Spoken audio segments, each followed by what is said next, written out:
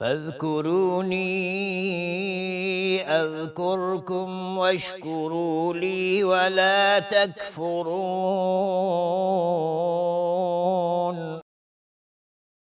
پس به یاد من باشید تا به یاد شما باشم و شکر مرا گویید و کفران نکنید.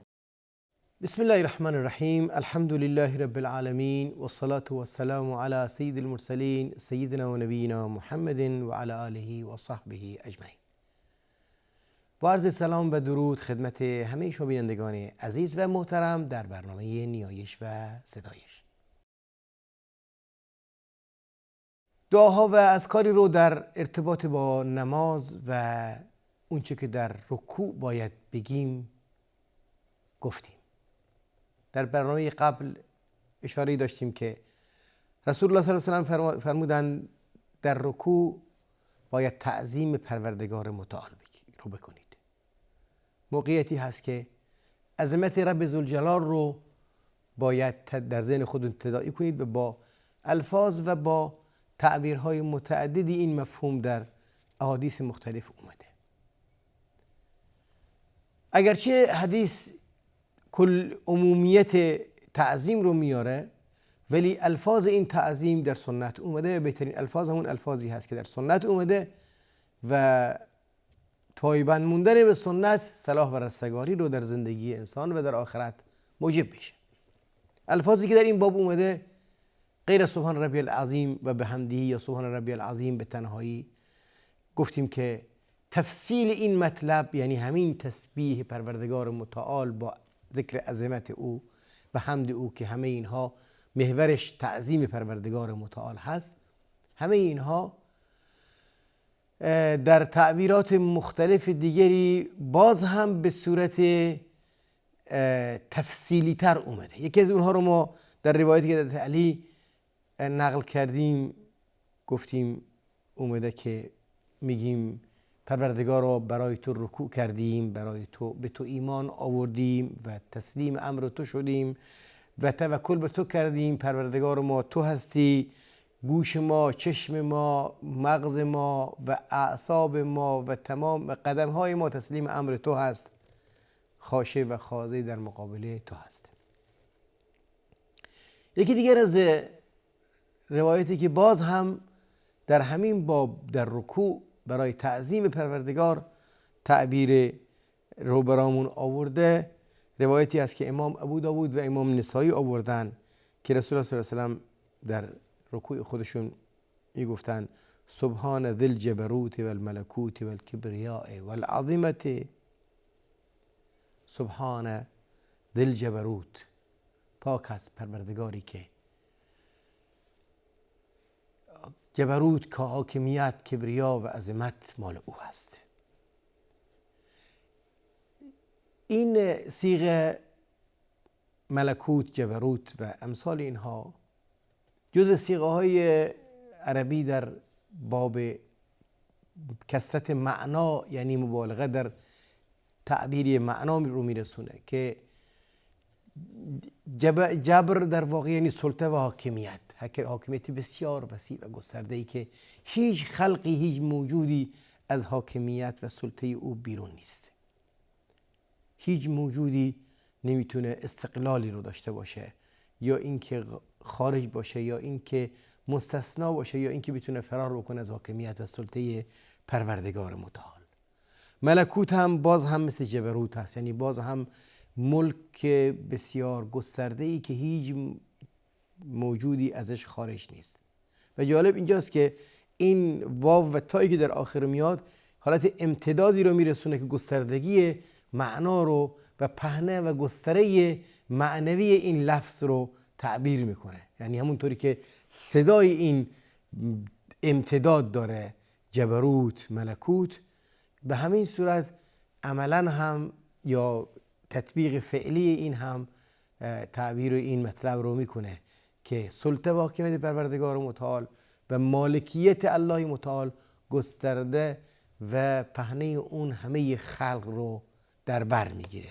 هیچ موجودی از اون بیرون نیست.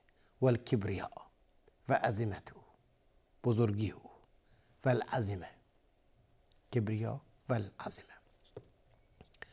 عظمت و کبریا این دو واژه با هم نزدیک هستند، ولی از نظر مصداقیت بزرگی که مرتبط با صفات ذاتی موجود هست، الله متعال هست، با کبریا شناخته میشه، و بزرگی و عظمتی که مرتبط با صفات فعلی رب ذوالجلال هست با عظمت. عظمت ملکش، عظمت حاکمیتش، عظمت و بزرگی پادشاهیش بر جهان، و کبریا در قدرتش، در صفات ذاتی که داره راش حدی نیست. کبیر هست، کبیر هست در بزرگیش، در رحمتش، بزرگیش در مغفرتش، بزرگیش در مرحمتش، بزرگیش در لطفش. بزرگ است، بزرگیش در تمام صفات جلال و جمالش. در نتیجه هم ما بزرگی الله رو در ذات، صفات ذاتی او مد نظر داریم، هم در صفات فعلی او، صفاتی که براش هیچ حد و حسابی نمیشه قائل شد، هیچ نظیر و شبیهی نمیشه در ذهن تصور کرد. فقط کافی است که ما یه نگاه ساده بندازیم به این خلائق موجود در کهکشانها که زیر سایه امر و نهی الله متعال دارن مسیر طی میکنند. میلیاردها میلیارد ستاره و سیاره‌ای که بزرگی اونها غیر قابل مقایسه با منظومه شمسی نیست. کافی است که ما نگاهی بندازیم به گناهان این خلائق که با تمام این رحمتی که الله متعال به همه این خلائق ارزانی کرده، چقدر این بندگان گناهکار هستند و چقدر این بندگان تبهکار هستند و چقدر این بندگان خلافکار هستند و چقدر این بندگان گستاخ هستند در مقابل امر الهی. ولی پروردگار متعال چشم پوشی میکنه از مؤاخذه اونها تا فرصت رجوع و فرصت توبه رو به دست بیارن. بزرگی الله متعال رو بیانگر است، بزرگی مغفرت او رو، بزرگی منش و بزرگی رحمت او نسبت به خلقش. یکی دیگر از روایاتی که باز هم تعبیر نوعی از ستایش در ضمن رکوع رو داره، پیامبر صلی الله علیه و آله می‌فرمایند که سبوح قدوس رب الملائکه و الروح. این روایت رو باز در کتب سنن اومده که پیامبر صلی الله علیه و آله در هنگام رکوع این رو میگفتند. البته در سجود هم عین این اومده. بعضی از این اذکار مشترک است بین رکوع و سجود. سبوح قدوس رب الملائکه و الروح. منزه است، پاک است، والا مقام است، مقدس است، پروردگار ملائکه است و بالخصوص پروردگار جبریل است. هیچ ملکی، هیچ فرشته‌ای نه تنها فرزندی پروردگار متعال رو نمیتونه داشته باشه و شایسته الله نیست که کسی رو فرزندی بگیره، بلکه همه اینها در ملک و زیر حکم پروردگار متعال زمان و وقت خودشون رو سپری میکنند، در اطاعت و در عبادت پروردگار متعال وقت رو میگذرونن و هیچ امری رو انجام نمیدن مگر اون چه که الله متعال بهشون مأموریت داده. یکی دیگر از کار دیگری که باز هم در همین قالب اومده و باز هم نزدیک به این الفاظ هست، سبحان ذی الجبروت و الملکوت و الکبریاء و العظمه به طور مختصر هست. همه اینها در مجموع برامون انواع مختلفی از کار رو یادآور میشه تا اینکه ما در رکوع خودمون با این اذکار بتونیم مفاهیم و معانی عظمت رب ذوالجلال رو به زبون بیاریم و تداعی کنیم. شاید در نمازهای فرض فرصت کمتر یا موقعیت کمتری باشه که در حد سبحان ربی العظیم و بحمدهی یک بار تا 3 بار اکتفا بشه، اما در نمازهای سنت و در نمازهای شب که پیامبر صلی الله علیه و سلم در وصف نمازشون اومده که رکوعشون اندازه قیامشون طولانی بود، به طور طبیعی طولانی بودن رکوع و سجود با این اذکار محقق میشد. یعنی با این اذکار که ما خوندیم، پیامبر صلی الله علیه و سلم رکوع خودشون رو طولانی میکنن و ما هم باید این الفاظ رو به زبان بیاریم و حفظ کنیم. سعی کنید که اینها رو با کثرت و با قرائت بیشتر اونا رو در ذهن خودتون ثابت کنید. هیچ اشکالی نداره که برگه کوچکی رو بنویسید، در جیبتون بذارید، جلوی خود رو بذارید، خانم در آشپزخونه بذاره و این دعاها رو به طور تدریجی حفظ کنید تا اینکه روز به روز ذخیره و توشه عبادتتون رو افزایش بدید، معنویت بیشتری به عبادت خودتون بدید و حیثیت بالاتری رو بهش بدید. ما همیشه در پی این هستیم که کیفیت بدیم، رشد داشته باشیم، پیشرفت داشته باشیم در هر زمینه‌ای. ولی فکر می‌کنیم که نماز قابل پیشرفت نیست. یک حد معینی هست که در ابتدای خردسالی ما گفتن و همون رو باید تکرار کنیم و نیازی به کم و بیش کردن نیست. در واقع این تصور اشتباه است.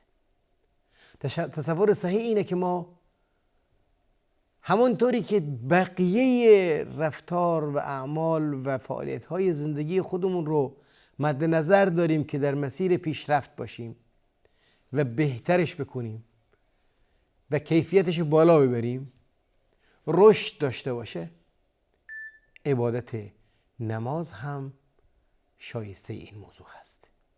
بلکه بیش از همه فعالیت‌های روزمره ما باید مورد توجه ما قرار گرفته بشه و برای بهتر کردنش، برای رشد دادنش، برای توسعه دادنش سعی و تلاش بکنیم.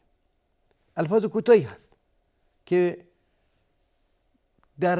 میشه در چند لحظه اونو حفظ کرد. اللهم لك ركعت و بك آمنت و لك اسلمت و عليك توكلت انت ربي خشع لك سمعي و بصري و مخي و عظمي و عصبي. بسیار کوتاه هست و اکثر این الفاظ هم در فارسی کاربرد داره. در لحظات کوتاهی میتونیم حفظ کنیم. یک روز نشد 2 روز، 2 روز نشد 3 روز، ولی بالاخره اینا رو حفظ میکنیم و در نمازها هم تکرار کردیم، در حافظه دراز مدت پایدار میمونه و میتونه برامون بهترین توشه زندگی باشه. سبحان ذی الجبروت و الملکوت و الکبریاء و العظمه کوتاه هست، کلش 5 تا لفظ کوتاهی هست که به خاطر سپردنش زیاد از ما وقتی رو نمیگیره. معناش هم بسیار آسان است، پاک است، منزه است. پروردگاری که قدرت سلطه حاکمیت او همه جا رو فراگیر هست، صاحب سلطه فراگیر هست، همه چی بر همه چیز مسلط هست ملک و پادشاهی در دست او هست، کبریا مخصوص او هست، عظمت خاص او هست. بسیار الفاظ کوتاه و مختصر هست. به همین صورت سبوح قدوس رب الملائکه و روح،